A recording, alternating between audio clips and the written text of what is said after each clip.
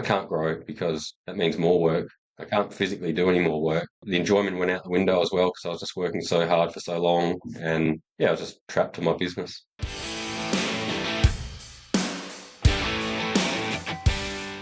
Hi everyone, Rob Kropp here, and welcome back to another episode of the Trade Den podcast. Looking forward to today's episode. Dan, great to have you back. Hi Rob, great to be back. Feeling good, feeling excited. Looking forward to another client feature session, some of our favourite things to do on the podcast. Yeah, I'm looking forward to today. Today's episode 20. Bit of a milestone for us to be able to hit over to episode 20. But today, we've got a really great client feature story from Phil Dawes from the Great Outdoors based in Adelaide. So big warm welcome to you, Phil. Great to have you on today's episode. Thanks for having me on, guys. Pleasure, Phil. Great to have you on. You're a guy that's been around coaching for a little while with us now. Rob and I are both very excited for today because we both coached you for a fair amount of time and are looking forward to sharing what's been an awesome story. How are you feeling about joining us on the podcast? Been good to be here, so. Excellent. All right, well, let's kick in and let's start it off. Let's get everyone to meet you and just to get to know a little bit about you. So why don't you give us your business, a little bit of background about the size of the business and tell us a bit about you. Yeah, so obviously Phil Dawes, the director of the Great Outdoors Landscaping in Adelaide. We've been trading for 10 years now and have 17 people working for us, so keeps us busy. Excellent. How many is that split? Have you got a split between ground crew and office crew off the top of your head? Yeah, 13 on the ground, including a supervisor, and then 3 to 4 in the office, including myself. Fantastic. And starting with Pravar Group, I think it was just before COVID. Can you remember when that was? Yeah, 2020, so 4 odd years now, so it's been good. Fantastic. All right. And I think we're going to talk about this a little bit because it's a big part of your journey. But at the moment, how many hours on average you work in a week? I'd say 40. Music to my ears to hear you say that. And that'll become apparent for you listening as we go through Phil's story. So excellent. Thank you for that. All right. So let's kick off. I'm going to take you back to the start. Let's get into this journey and let's take you back. Can you remember? I'm going to jump right into this. Probably the challenge that you were trying to face back in those days, just before in 2020 when you sort of came to us. What sort of was the challenge you were staring at and sort of wringing your hands over at that time? Yeah, I guess the challenge for me was I was doing really big hours. I was doing everything and was kind of, I guess, losing my enthusiasm for what I did and was a little bit trapped, you could say. Okay. And where was that trap for you specifically? Can you remember sort of what it was, that sort of sense of what do I do, or what were you sort of trying to understand? I guess the trap was, well, for me, I really didn't know where to go from where I was. I built this business on, had a really good name. We were doing really good work, but the bigger we got, the more I was doing and or trying to do, and it just meant that I was doing really big days and was trapped to do those days. Do you think that where was your mind in terms of, you talked about growing at the time, do you know where your mind was at in terms of growing and bringing people on and what that might mean, or were you just trying to hold on to everything? Well, I was definitely holding on to everything because it's what I built up, but there was a fear around growing because I associated growth with more work for me because that's what history told me prior to that point was I was, the more staff I had, the more I had to be across, the more, I had to invoice, the more I had to quote, the more just everything I had to do. And so I associated, I guess, growth with more time. And at that point I was doing 100-hour weeks. So there was no more time to give. So I was, I guess I was just stuck in that going, I can't grow because that means more work. I can't physically do any more work.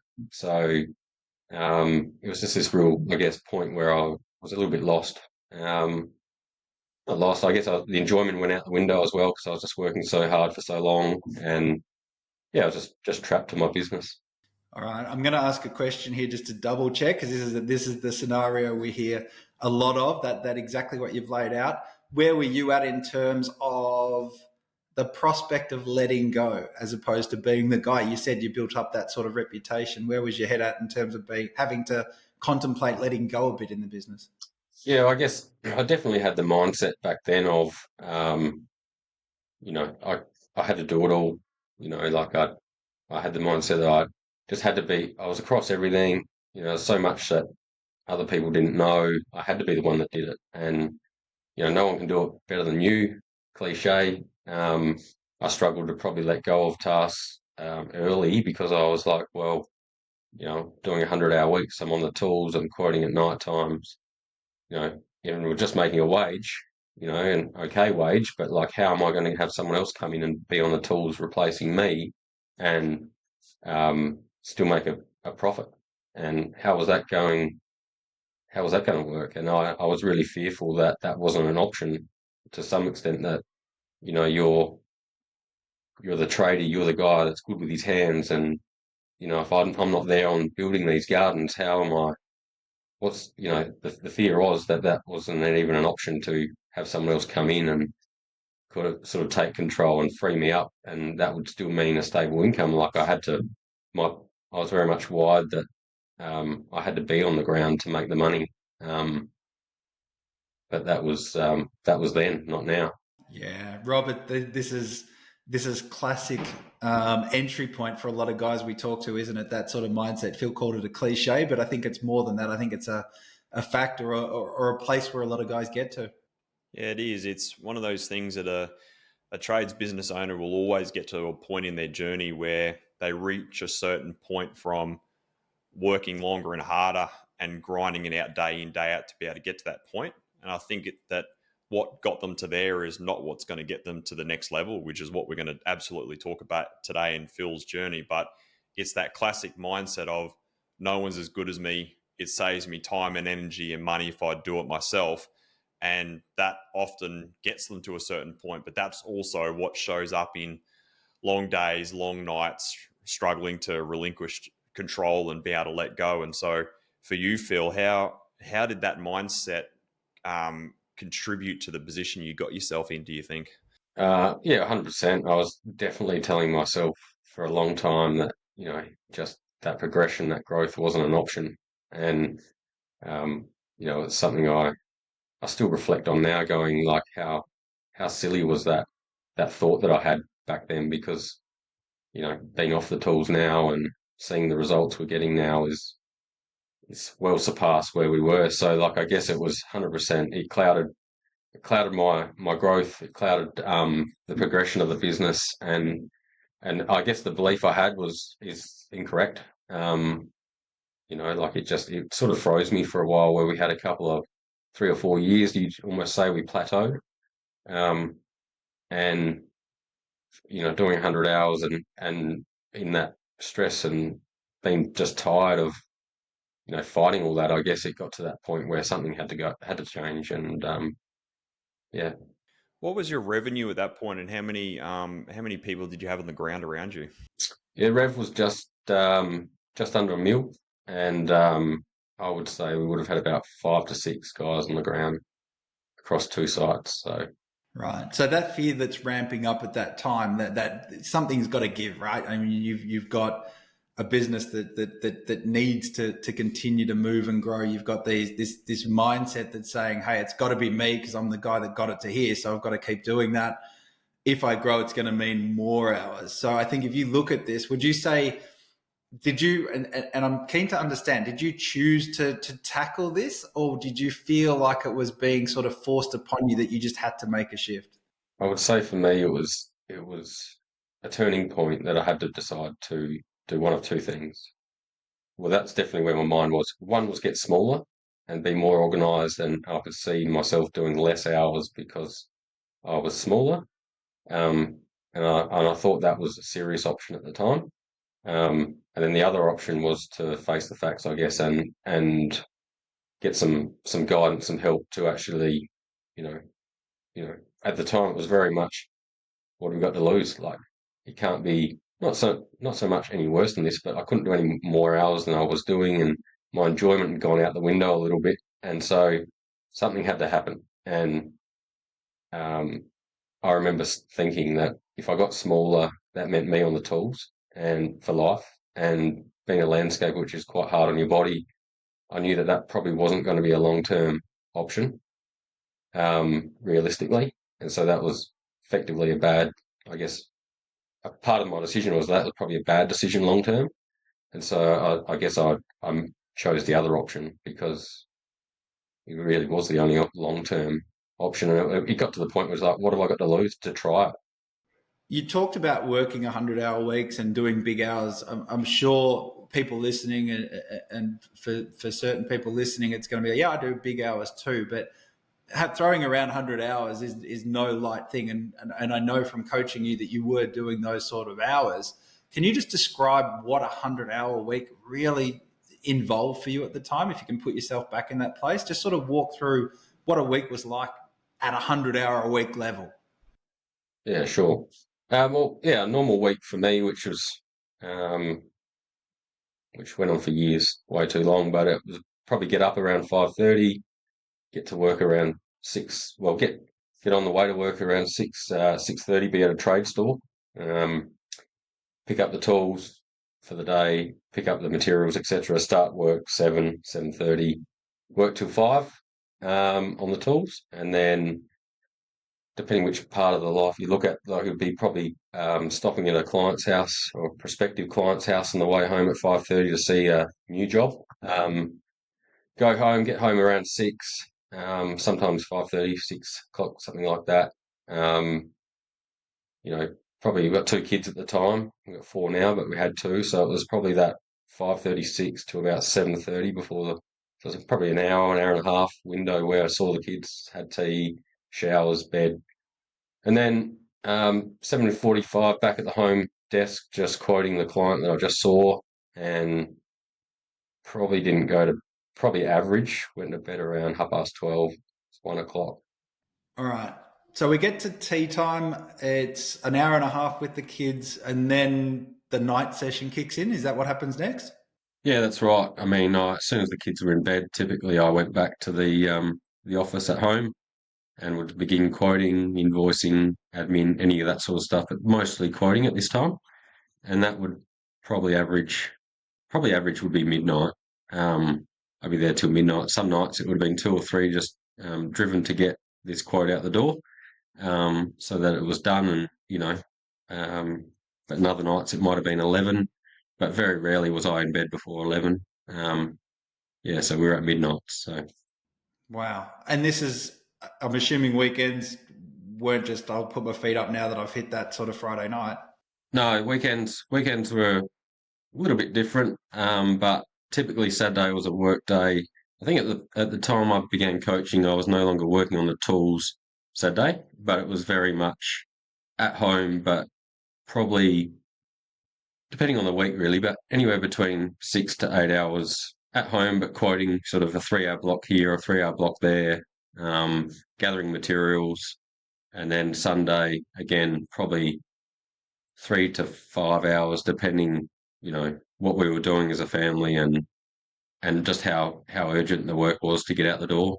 Yeah. So talk us through then, obviously then, so that we've got the work scenario. It's just full tilt. It's you, it's wearing so many hats. What was what's happening with family and health over this period of just absolute redlining week after week after week? Yeah, I guess family was at that point, to be honest, coming second. I was had a very supportive wife that never complained about this, but our weekends was very much dictated with how busy I was. We wouldn't go places, or no, we just wouldn't. Kelly would never book anything with the family because it depends if I was busy or not. And so the kids were only young at that stage. So I guess at that point it wasn't a huge issue, but I think in reflection it was certainly less than ideal. I was probably definitely not present, and I was home, and I was always wired that there was work to be done, and so yeah, it wasn't ideal, but there wasn't any problems that were on the surface, I would say, relationship wise or anything like that. So I'm glad I caught it when I did.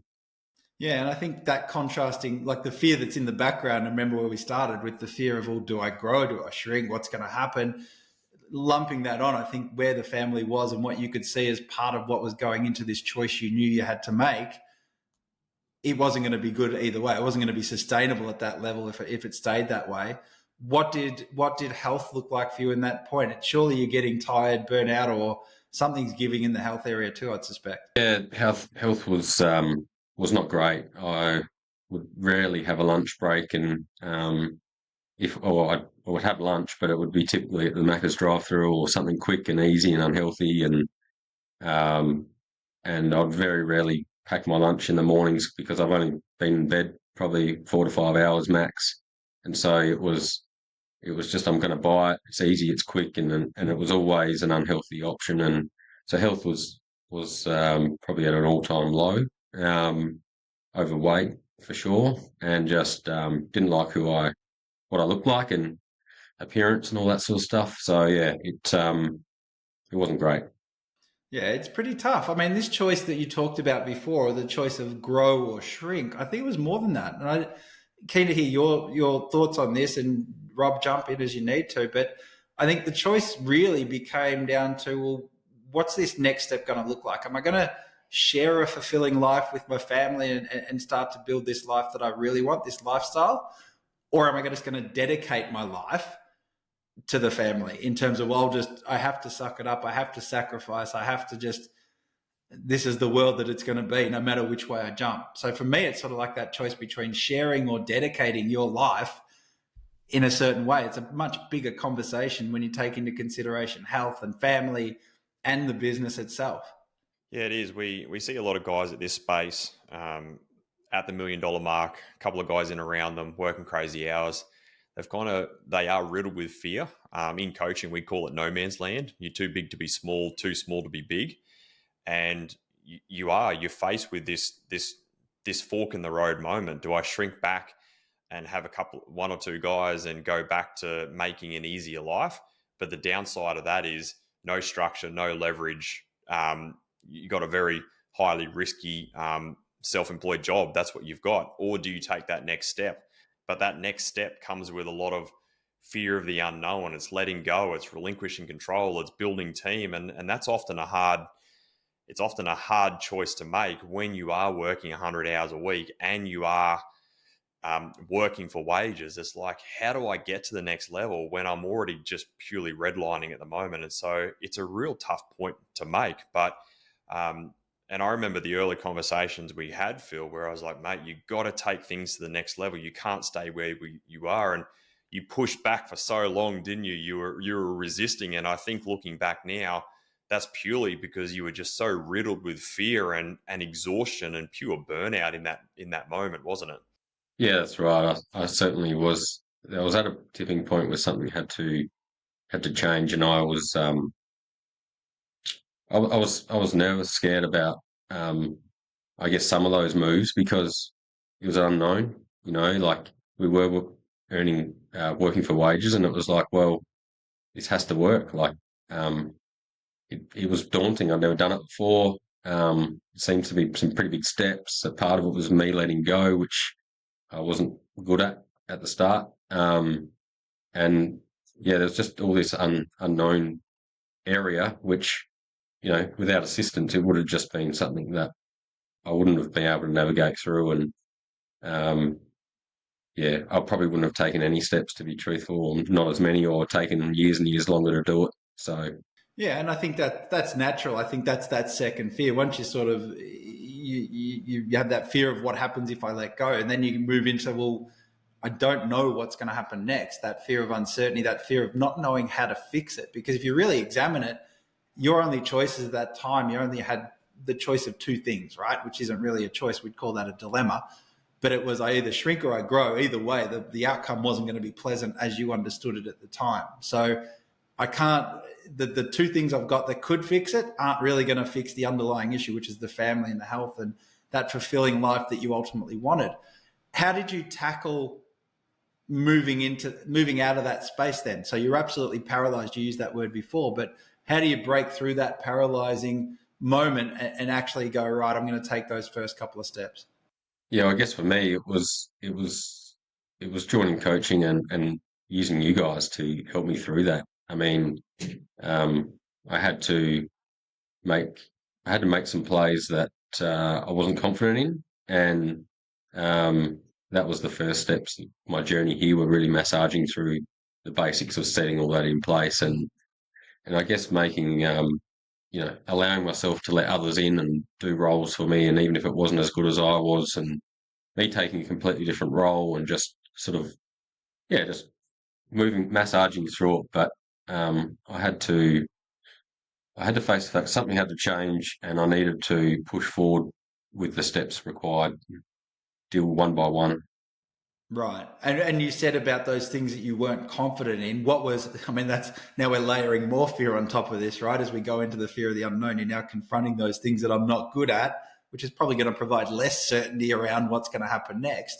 What were some of those initial things that sort of came up for you in coaching where you had to sort of face the facts there and sort of confront that next level of operating the business?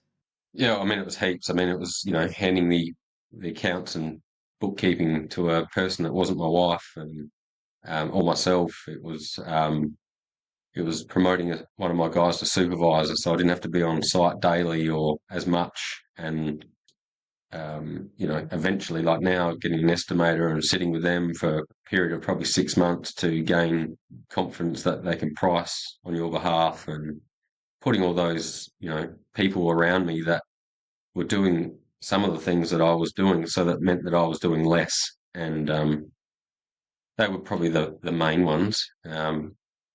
And was one of the, I know one of the things was that you had to start to also face that facts around not knowing your numbers and starting to sink time into that as well. Yeah, 100%. I mean, I didn't know my numbers at all. Well, very little back when I started coaching, and I think that's what paralysed me to actually move forward too. Is that because I didn't know what they were, I was always, I guess, operating with this thing that everything had to be go, go, go, go, go, because, we're working for wages, and um, we can't afford to have a mistake, and I'll do it all, and all this sorts of stuff. So, as we moved and grew through coaching, we got more and more awareness around training and numbers, and I guess that gave me a sense of confidence that, one, support that we can make these moves. You are making enough money to do these moves, and this is how you treat that move. And then, my role became more and more around having some time to look at numbers more and know what they were and what they meant, and then chase different avenues to gain the better results. So, Did that in itself solve this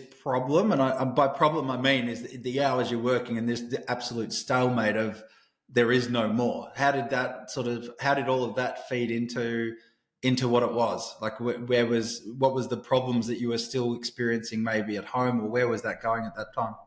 yeah, I think for a long time, I mean, we're talking a 4-year period here, but probably for the first two, there's so much work to be done. So me being me, put a few steps in place and trying to perfect everything. I think I was just keeping myself as busy as ever with hours, and I wasn't actually getting the benefit from some of the stuff I'd started to do. So I guess you could say I was holding on still too much for being too perfect and trying to manage everything.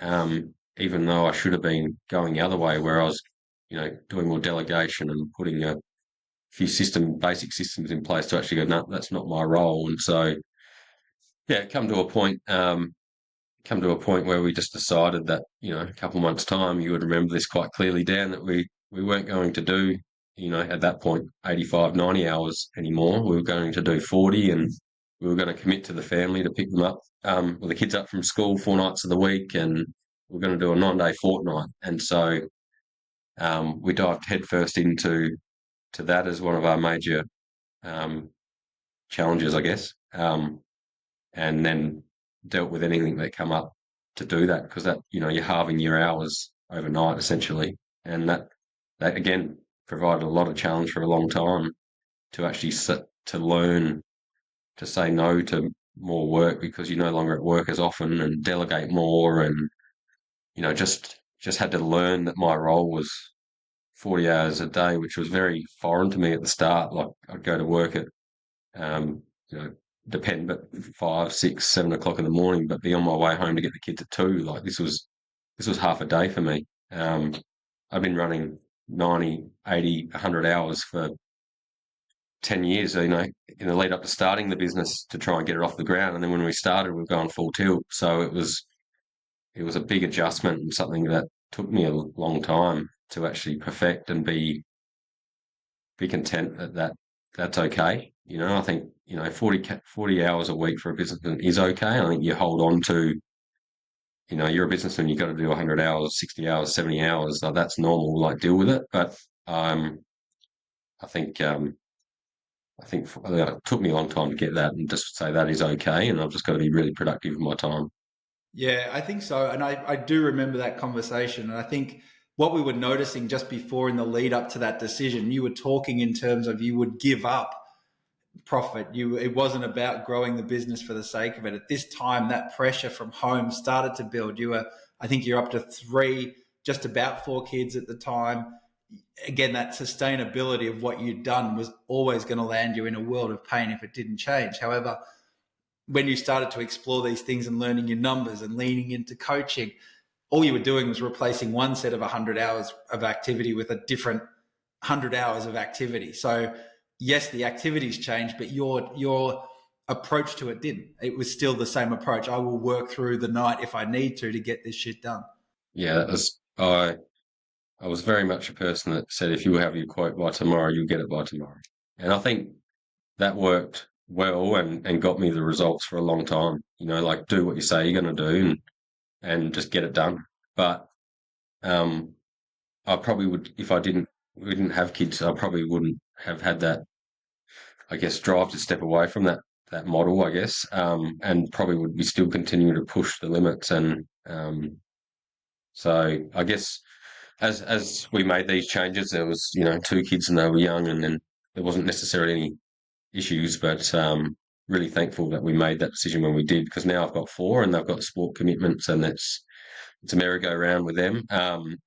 I couldn't do the life that I was doing 2 to 4 years ago now that I've got 4 kids, and that would have created drama for sure. Like, I wouldn't have been there to support my wife. I wouldn't have been there at all for the kids. They would have been going without sport, and so yeah, we just grabbed it at the right time, and so thankful now that I actually did that work and I committed to that change, because it's put us in a much better place. What we're talking about here is a big identity shift.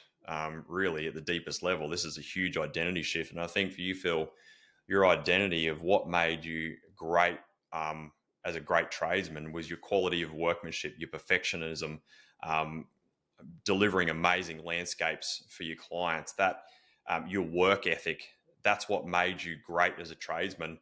But the more we hear your story, you carried those traits through to trying to be a great business owner. But that's where you became stuck. And we see this a lot of time in coaching, that um, when you make the step from getting off the tools to starting to build team, you have to make a big identity shift from going from being a really good tradesman to becoming a really good businessman. And some guys make that shift really quickly, but it sounds like for you, Phil, you were almost holding on back to that identity of Phil the tradesman, and that's what was showing up as the struggles to relinquish control, the struggle to delegate. It's tell us more a bit about that internal battle you were finding of that identity shift that you were having at the time. Yeah, I think I was just, to be put simply, I think it was just me trying to hold on to being perfect. You know, I was trying to get everything perfect, get it out on time, give us the best chance of winning work, do high quality work, and it just suffocated. You know, it just suffocated me. So I had to really change my mindset around. 95% is good enough or 90% is good enough, and just let it go. Um, it took a huge, huge long time. I'm still dealing with it today. You know, like um, it took a year to probably go from not doing it at all and not getting any benefit for that change to I've got to go. You guys will need to have a crack at this, basically, and then sharpening the sword around that a little bit and giving rules and KPIs and stuff like that and systems so that they don't have so much room to swim in, but it was just what I had to do. I had to make the change and had to learn the new me.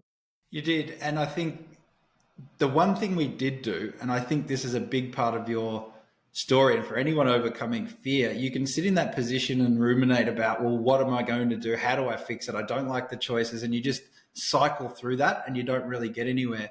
The turning point for you, as I remember it, when we sat down and we started to say, right, we're going to tackle this and we're going to solve this thing. We knew what the outcome was, but the big thing we did was set the date. Remember, we sort of said in advance, and I think it was like 6 months' time or 4 months' time. It was like, that's going to be your first 9-day fortnight. What did just setting a realistic or probably wasn't realistic to you at the time, it was for me, but what was it like setting a goal like that with a date? What did that sort of do to break you out for the person who's, if you're listening to this and you're thinking, yeah, I want to know exactly what he did. I think the biggest thing, it wasn't the steps. You sort of know what's coming in terms of steps, but setting a date was a pivotal point, wasn't it? I think it was 2 or 3 months, and I think it's that moment because you wanted it.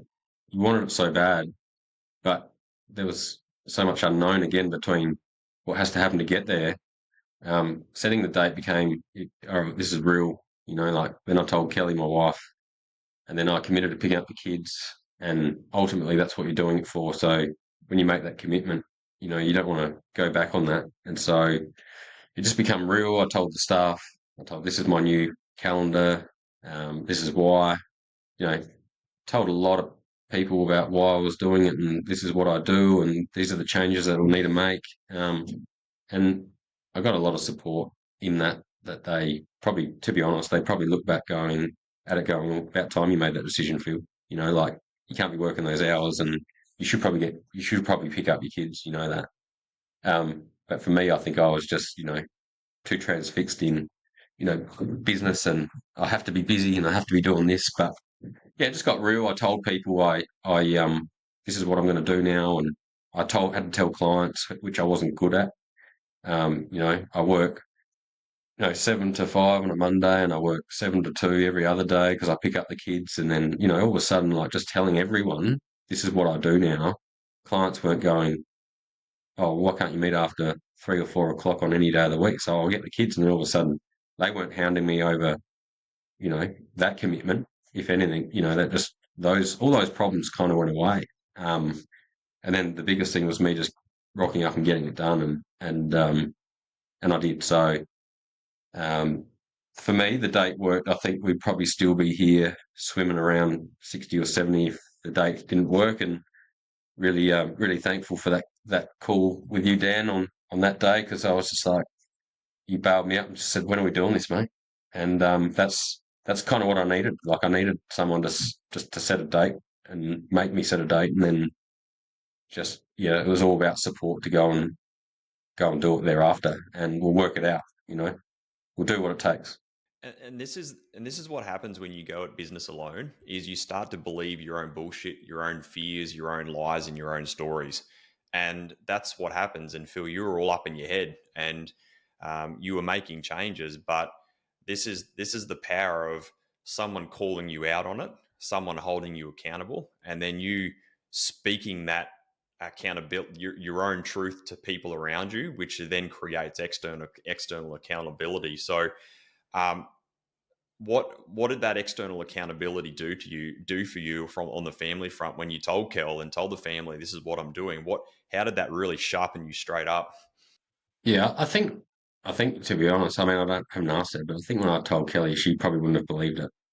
Um, and then, but when I told, because, and why would you? But when started telling clients and team, and it was almost that burden of like, oh, I'm going to be going home on 40-hour weeks, earlier than you guys, like, but then the more people I told, and it was almost the rehearsed story I was telling everyone, this is what I'm going to do.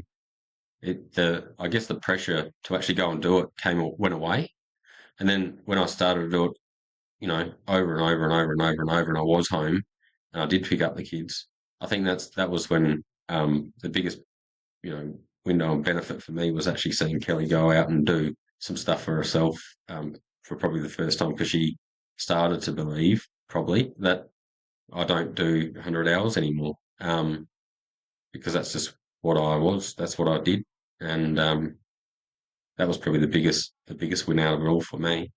Isn't it amazing when you force change, things around you change, and when you don't drive change, life and business goes on as normal. But when you set that date, that deadline, it forced you to relinquish control. It forced you to delegate. It forced you to enable space for your team around you to step up. Like, isn't it amazing that when you commit to making change, it forces you to make personal change as a leader? And it's no doubt it was probably scary. It's probably a bit of guilt involved where you were leaving home early and before your team and everything. But isn't it amazing that when you do make that commitment to make change, it forces you to step up and do something about it, doesn't it?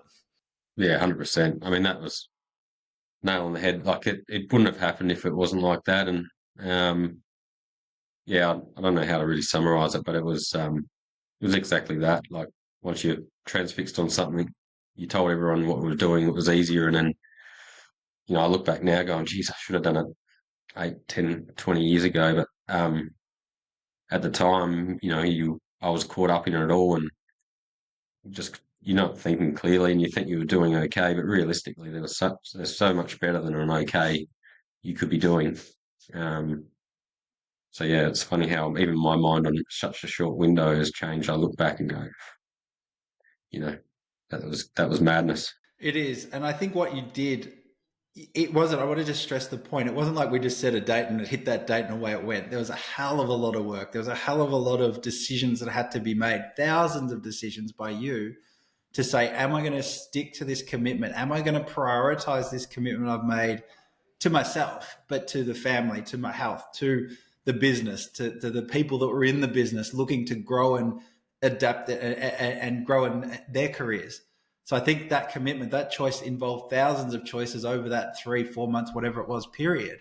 So I think that was one thing. And I think the other thing important is that you went from a world where it was one or the other. It was either I grow this thing or I shrink this thing. I have the family I want or I don't. I'm going to probably put myself, to be fair to you, in an early grave based on how hard I'm working.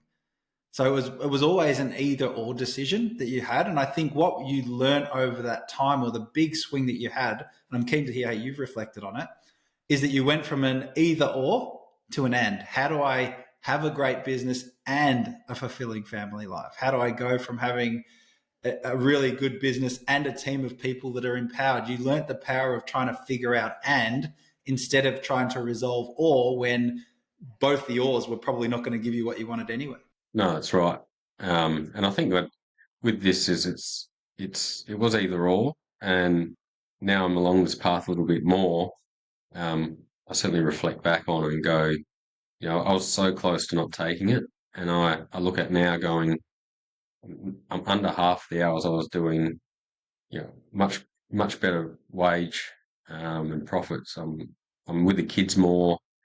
It's just I would never dreamt that this would be possible. So I think, yeah, a lot of my, I suppose, growth over the last 4 years has been around what are the problems that I have to fix, and I've been sort of pushing towards ticking them off the list to actually to create what I have now, and or still on the journey now, but what I've got now and what I plan to sort of get sort of the next year as well. I want to get to that next chapter, but before we do, I'm not going to gloss over sort of the whole punchline of this and the transformation, because I really do want to come back to, after 4 years of coaching and where the journey of overcoming fear, from where we started, those 3 o'clock in the mornings when you're sitting there going, holy shit, that way to uncover the and develop it all. Let's just take stock and spend a minute going through this. So if I said to you, let's start with family, we'll go into the home and hours and those sort of things, but just give us a sense of where family's at now for you. Yeah, I mean, I've never spent more time with family than I do now. As I said to you before, I pick the kids up 4 times a week. It's allowed Kelly to go back to work part time, which was her wish, which was great. So I'm home on those 2 days of the week a little bit early in the week to actually be there so that Kelly can do that. And so yeah, there's just a lot more time. I guess the biggest thing with the kids is I was there before, but I wasn't really there. I wasn't present. And now it's like when I'm there, I'm dad. I'm not, business dad. Um, so yeah, it's a lot more, a lot more available to them and support. Like if they would ring me and, now I'd leave to go home now, and I could. Before they probably wouldn't even make the phone call because they know the answer. It's not like I would have said no, but they kind of know it's not an option, so they don't even make the phone call. So a lot more available, a lot more present. Yeah, and weekends there is no such thing as work, and it's about enjoying what we have, and it's just it's magic. That's awesome. I goosebumps when you said I'm not business dad, I'm just dad now. That's amazing. I don't know about you, Rob, but that was absolute goosebumps when Phil said that. Phil, can you talk through one of the big things you did, and you committed to this? I remember this moment vividly too, was talking through what you wanted to do in terms of where you wanted to live.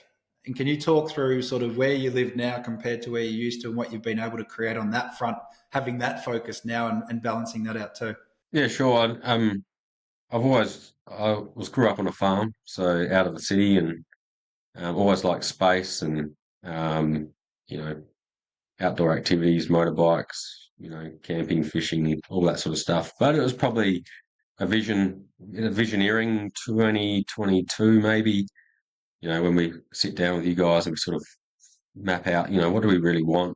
And for me, it was that hobby farm.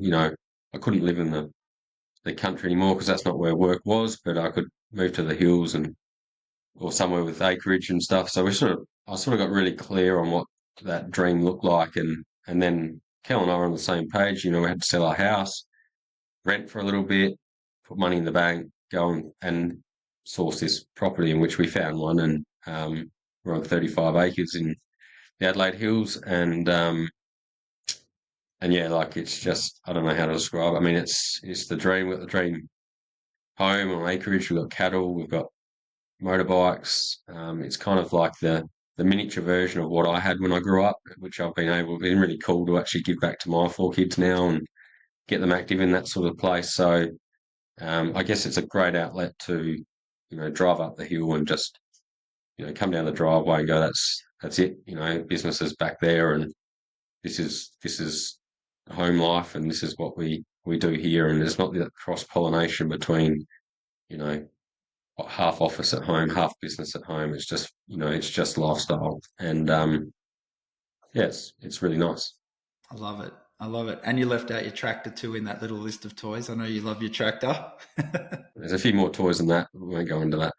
Yeah, it's still on the don't tell Rob list. All right.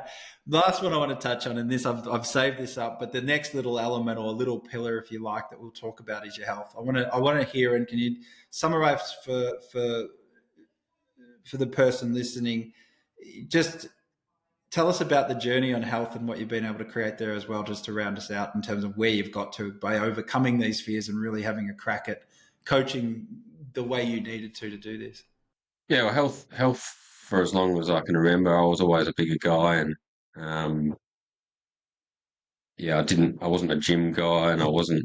I guess, yeah, I guess I was at that.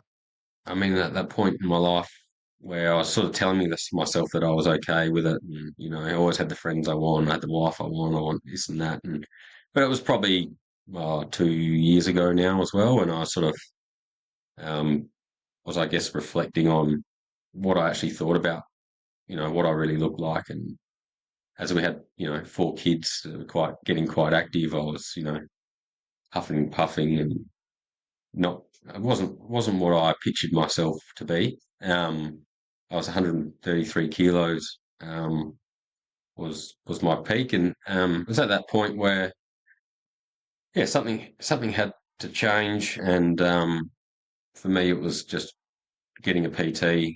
At that time of hours, I didn't want to affect the family. Come home with 4 kids, you don't want to be chucking on the runners and going for a 5K jog and been gone for another hour. So for me, I had to find what worked for me, and so what I committed to was getting it started with a PT, and I'd go 3 times or 2 times a week, I think it was, and I needed that commitment with the PT to actually rock up. I didn't like the gym, so like I needed that pressure from a PT to go, get your ass in here. And then I started light and easy, but for me, it's I did it mornings and lunchtimes, Monday to Friday. That's how it started because for me, again, like I treated eating well like business. Like I have to eat well Monday to Friday, and then the weekend I get to sort of let it all go, etc. And yeah, long story short, I had little sort of rules that I started off at, and I said fast forward now, I've lost 26 kilos. I go to the gym 3 times a week, or pretty close to. I don't find it hard to go to the gym. Um, I've fallen in love with how I feel afterwards. My most productive days are generally when I go to the gym in the mornings. I enjoy the workout, but I enjoy how I feel afterwards. I feel a lot more alive and electric and switched on and alert. Um, and I'm continuing the light needs, and it's easy. It just comes, it gets delivered, and it's in the fridge. So there's a bit more to it than that. Like just not snacking in between meals. I still have a normal tea, and it's still big. I still go to the barbecue and eat the house down. But for me, it was just a few little rules, and it just slowly come off. And it wasn't like a hard and fast diet that in my life reflected I'd do it for 6 months, get the results and drop off and do it and drop off. It was a sustainable approach, and it's really enjoyable to be more active now and be fitter with the kids, and just I'm really enjoying that space with health and fitness now. I'm no muscle machine, but I really enjoy the more active person I've become. Definitely. Can you remember that goal? You talk about it was little steps and little changes, which is what we coach you guys on. But can you remember those little steps and changes in terms of what your goal originally was each week that you'd hope to measure yourself on? Not really. You can't remember it. Do you remember it was, I think you set a goal and I remember you telling me it was like, I think I can do 300 grams a week. I mean, again, it was that visioneering, and I was sort of working out how much I'd like to get to, and I think it was 110 kilos at the time. And I mapped out, if I'm going to do this, and I can't remember the time frame, but whatever it worked out, it was, I did the calculations. I wrote down 270 grams per week or whatever it was over a stupid amount of weeks. And it was all written down, every single measurement. And I guess that's sort of how I kept the track on it. At the time it was get the weight off, and it was coming off and it was good. But when I got into it more and more, I still aimed to get to the 110, but I was not as much chasing the 270 grams. And I learnt that some weeks you go up and some weeks you'll go down, but just stick to the better habits, and that will give you a result over a long time. I love it. That's so good. And I think that's important to tell because so often we hear guys, Rob, that are going to do in 70 days, I'm going to be ripped or I'm going to just do something crazy to get a result as fast as possible. This idea of we talk about one at a time over time. And I think Phil did that really, really well. No better place than in his health. Yeah, there's some big challenges out there that you see out there where a lot of guys do big challenges, and I think those challenges are good to be able to snap people into action. And I know I've done them in the past to be able to get you moving. But the big thing around what I really like about what Phil's done was long-term, sustainable, habitual change, and that's been the difference. And we've got a whole framework around this, around what we call the Bevan, which is all about what you do on a daily, weekly basis and really changing those fundamental habits on a daily, weekly basis. We'll do a separate episode on that, purely on the Bevan. But Phil, for you, it was just pure fundamental habitual changes, consistent changes over a period of time, rather than yo-yo fad diets. And that's what's been able to help you lose it and keep it off on the long term, hasn't it? Yeah, 100%. And that was kind of after failing so much in my life with diet and weight loss. It was the plan from the start, and it's again in reflection. I look back now, going, it was the best thing I ever did, because now, like, I don't even call it a diet. It's was just a change, and now I've done it for so long. Like I it's not like I'm not going to fall off of it because it's the habits that I do now. I've actually you go to the gym. I hated the gym. Now I go to the gym because I like the gym, and the eating is just kind of what I do. And I can go and have one bad day, but I know the next day I'm back on, and that's the best thing because obviously when you feel you like it on a diet, it's you're fighting all that emotion that comes with being on a diet. So I think you've got to find the steps or improvements you can make, as small as they are, and stick to them, and then just and go along for the ride. Yeah, it becomes a lifestyle change. It's not something that you do. It's becomes something that who you are, and who you are is a reflection of your habits. But it just, yeah, it's not a diet. It's a lifestyle choice. Yeah, 100%. Yeah. That's great, and I think it's a lot easier when you're not trying to work 100 hours in a week to fit in a gym session or make a meal or prepare something other than driving through Macca's for sure. So you can sort of see how this all stacks up, which I love.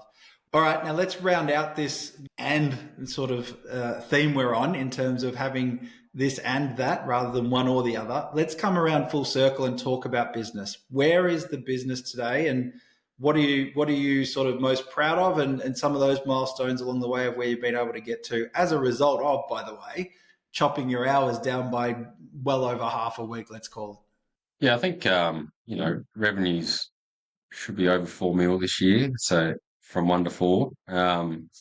Obviously hours from 100 down to 40. I think the 9-day fortnight was a huge milestone, the commitment to kids, and I guess business wise we're at 17. I've sort of mentioned that at the start, but we're 17 guys on the ground. We've got estimator, project coordinator. So I guess in wrapping up, the most proud of, I think it's this mass proud of that I faced the issues and the facts around some things that weren't great, and I went about changing them, and couldn't have done it without Pravar's support and guidance along the way. And yeah, it's just a lot better now than it was. Put simply, it's a bit of work, but it just, yeah, it just was, looking back now going, it was just, I thought I had it pretty good back then. I mean, but now it's just like, I didn't know anything back then, really. I was just trapped. Absolutely. And I love the business side for me when I look at it now from your business perspective. The numbers are healthy. You understand those numbers, the team's in place, and you recognize the importance of that. But I think there's that one picture, and Rob, you might remember this as well. There's the picture where Phil's got the whole team, but it's not just his team, it's the families, it's the kids, it's the whole package of what the great outdoors has become over this sort of 4 years. And I think it's something that not many guys get to, and I think it's something that a lot of guys aspire to have. But you being able to take that journey and deliver on that and live that day by day shows up nowhere else other than in that picture. If there's nowhere else that it shows up anymore for me as I look at it. Yeah, that picture represents a lot. It represents a guy who overcome his fears of moving forward. I remember our very first call. Phil's like, Rob, I'm not getting off the tools, and I do not want to be getting admin on board. I will not do it, Rob. and and that was just, that conversation was just fear. He was scared. He didn't know. He all that fear of what we've spoken around at the start. And when I see that photo of all the team lined up, all the kids in the photo, Kellen there, it just shows a family-run business. All the trucks, all your equipment, all your gear in the background. It just, that one picture represents a guy who's been willing to go on a journey of transformation to change his own life, change his family life, have the opportunity to create great employment opportunities for his team, and just do amazing work in the marketplace without being a slave to the business. And that one picture to me is, we actually use it in launch as to be able to show guys what's possible. It just represents a guy who's being willing to go on a journey of change and transformation and overcome the challenges that every business owner faces at the $1 million mark. So it's yeah, mate, you should be pretty proud when you see photos of your team and all your equipment decked out. Yeah. Yeah, 100%. I think I look at that photo and I think, geez, I'm lucky. I got a really stable team, and I think like you touched on it probably better than I did, but I think I'm probably most proud that I faced all those facts, and I've now created an environment where I can have a good business and a good home life and a good family, and be there when be there, not just be business dad, as we've touched on, and be there for an hour to tuck me into bed and go, I better get back to it.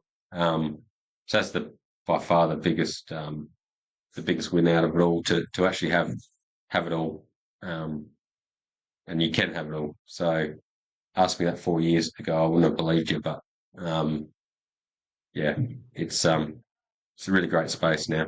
And it's not luck, mate. It's a reflection of pure willingness to overcome the fears you face, and have the willingness and the courage to be able to transform yourself and push into the unknown. That's what it is, because you were at that fork in the road, and a lot of business guys do get to that point, and they make the decision to either stay there and suffer, or shrink back down and give up on their dreams. And it's not luck, mate. It's pure courage to be able to step into the unknown and create the life that you always knew you wanted. So it's you should be bloody proud, mate, because we are. Yeah, thanks, and really appreciate the support I've had from Pravar and you guys along the way. I couldn't have done it without you. So yeah, thanks. It's been an absolute privilege and a pleasure, mate. But before we let you go, I'm going to test this theory that you've now leaning into the unknown, and I'm going to ask you a question about what's next. Yeah, I think there's a little bit to just round out what I am still doing, but I guess to be truthful, I'm not real sure. I think once you've got all the obvious pain points sorted out, and there's no real pain anymore. For me, it's sort of I've got to have to work that out. I think for me, I'm just transfixed on finishing what I've started, and locking that away rock solid. And then I think I'll probably allow myself at that point to probably think what's next. But at the moment, I couldn't answer you. I think it's just watch this space. I like it. Can I give you a hint? Sure. I think that next step for you about what's next is figuring out what you really want to build, what that legacy is going to look like in terms of how we speak about it. But what do you want comes next? Not what do you have to fix, not what do you have to rebuild, not what you have to reconsider. You're a different bloke. You're a different husband, a different father, a different leader than what you were back then. Those gaps have been filled in, and as they get filled in, I think the foundation you built for yourself to step off and go, well, what do I really want, and what do I want to create is that next step for you. So I know I'm looking forward to watching that happen. I know Rob is. For today, mate, and sharing so honestly about those fears that you had in the beginning, for being so upfront and candid about what it took to get beyond that, and sharing with where you are today, mate. It's been as I said, a privilege to be a part of that journey and walk through some of those challenges with you. But for joining us today, I'll say thank you. And Rob, anything else you want to add? And then we might let Phil just sort of wrap up and let us know what he thought about the journey so far himself.